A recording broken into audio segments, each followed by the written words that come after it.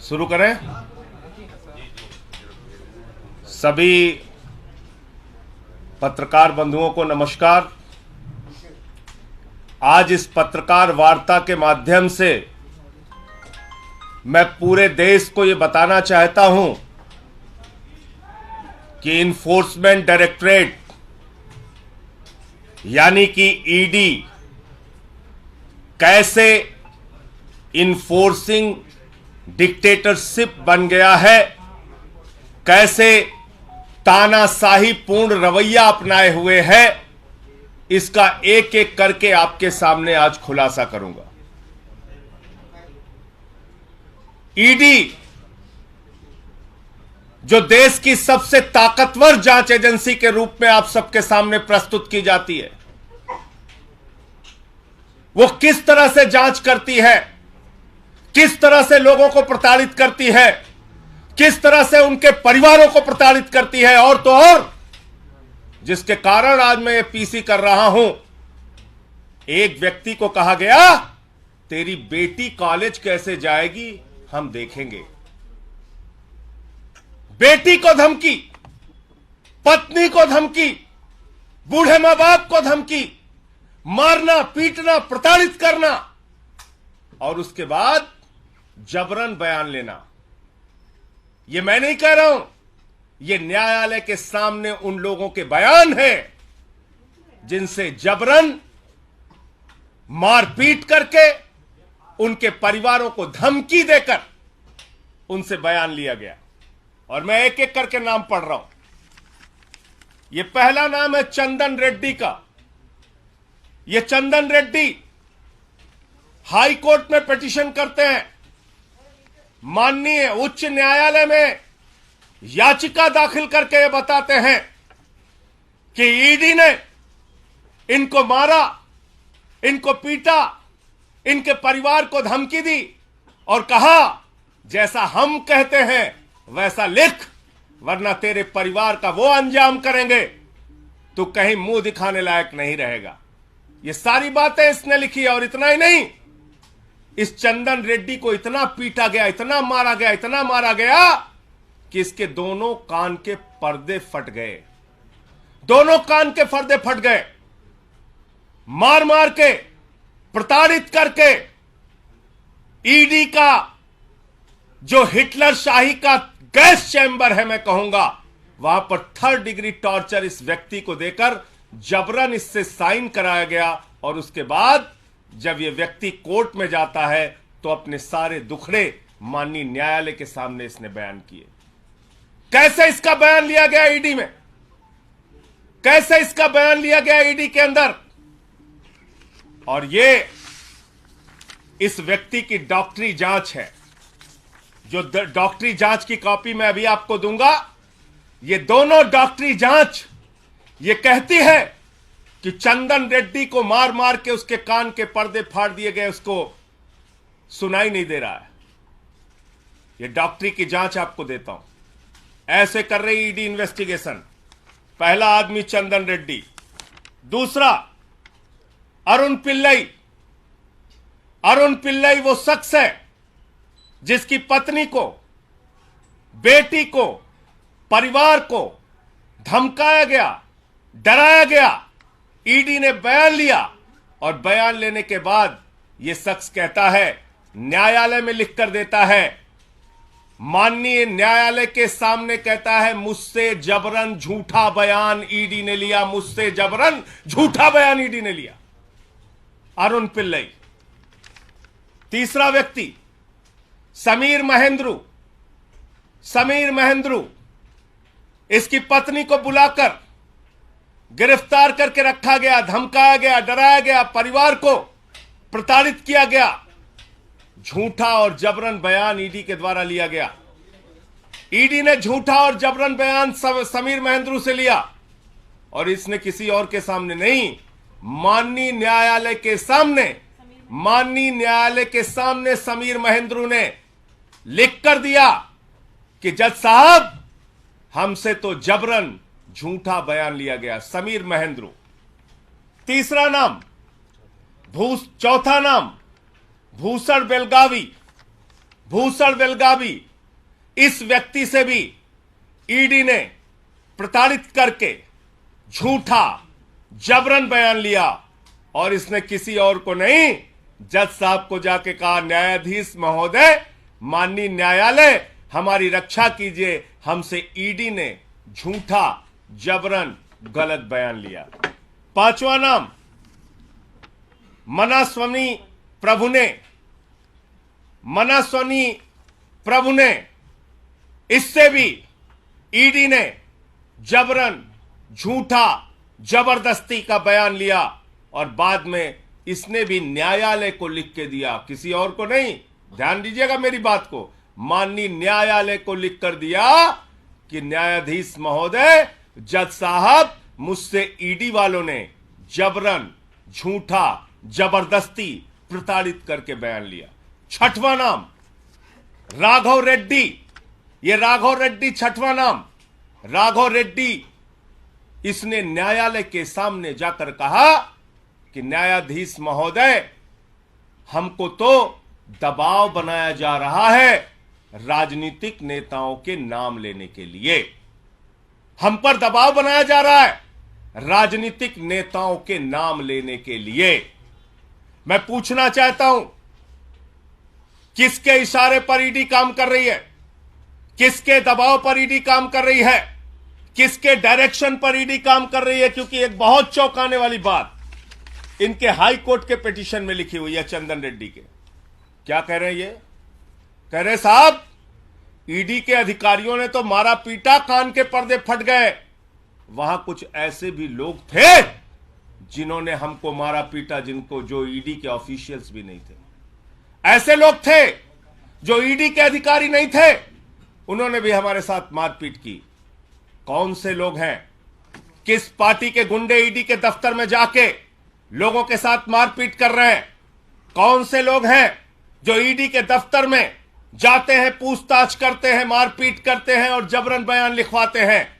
इसका खुलासा होना चाहिए। माननीय हाई कोर्ट के सामने यह याचिका पड़ी है। इसके साथ साथ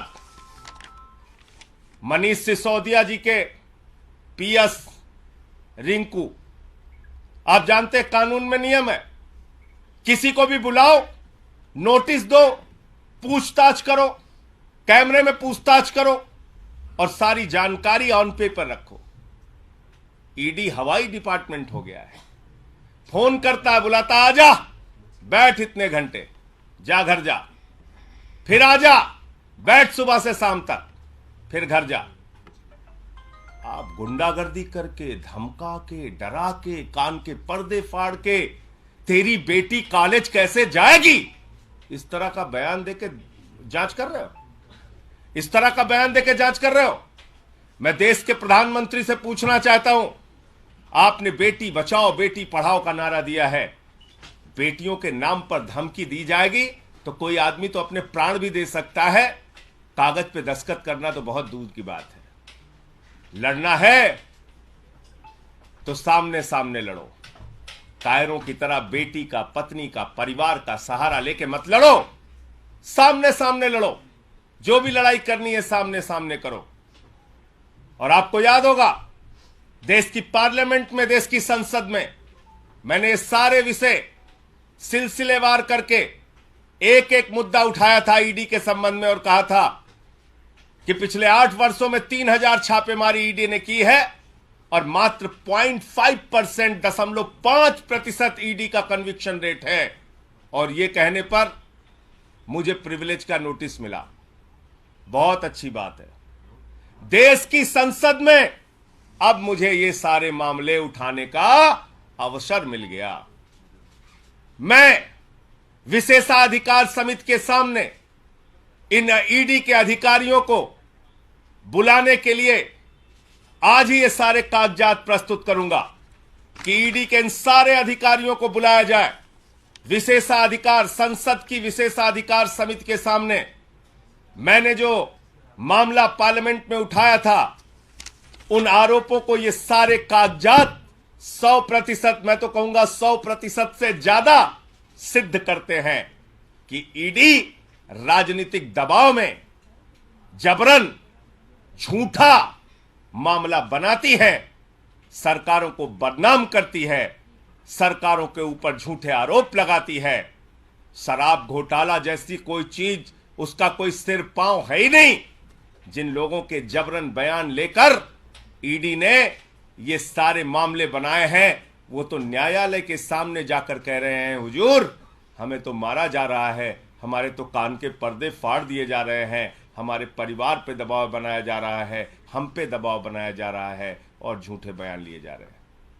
बहुत अच्छा है, अब देश की, भारत की संसद की, पार्लियामेंट की विशेषाधिकार समिति के सामने जिसने मुझे नोटिस दिया है, ये सारे विषय और मामले मैं रखूंगा और इन सारे अधिकारियों को वहां बुलाने के लिए बोलूंगा कि इन सबको बुलाया जाए और पूछा जाए कि हाई कोर्ट से लेके और न्यायालयों में जो इनके खिलाफ शिकायतें की गई हैं, उसके तथ्य, उसकी सच्चाई, उसकी हकीकत क्या है। मुझे इतनी बात कहनी थी। आपका कोई मुद्दा हो, कोई बातचीत हो, कोई सवाल हो, जिन लोगों ने पेटिशन लगाई है, क्या वो सभी आरोपी जो हैं आबकारी नीति से जुड़े हुए हैं या अन्य मामलों में भी हैं? ये सारे आबकारी नीति के जो बयान लेकर झूठा मामला ईडी खड़ा कर रही है, ये उससे संबंधित है। ये सारे मामले जो आप लोगों को बताया जाता है, घोटाला घोटाला घोटाला, उस घोटाले में कितना गड़बड़ झाला है, ये सारे बयान इस बात को साबित करते हैं। ये सारे बयान, ये सारी मेडिकल रिपोर्ट, ये हाई कोर्ट की याचिकाएं इस बात को साबित करती है कि घोटाला जैसी कोई बात नहीं। दरअसल गन पॉइंट पे, कान के ऊपर कनपट्टी पे बंदूक लगाकर ईडी, हिटलर के गैस चैम्बर में पूछताछ करके ईडी, ये सारा कुछ मामला झूठा और बेबुनियाद बना रहा है।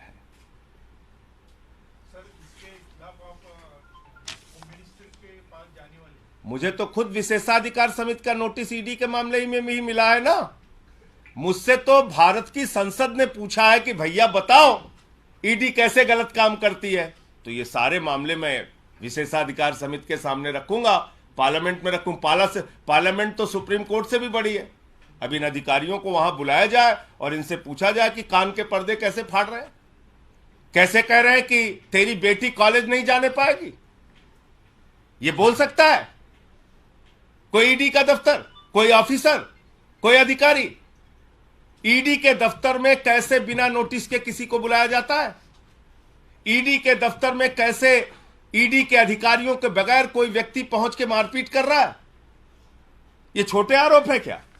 और ये हाई कोर्ट की याचिका है और ये डॉक्टरों की मेडिकल रिपोर्ट है चंदन रेड्डी के मामले में। ये सारे कागजात मैं भी आपको उपलब्ध करा दे रहा हूं, और किसी का कोई प्रश्न हो तो पूछ सकता है। आपको लगता है कि मनीष सिसोदिया के मामले में भी इस तरीके की हरकतें ईडी कर सकती है जिस तरह का आरोप आप लगा रहे हैं?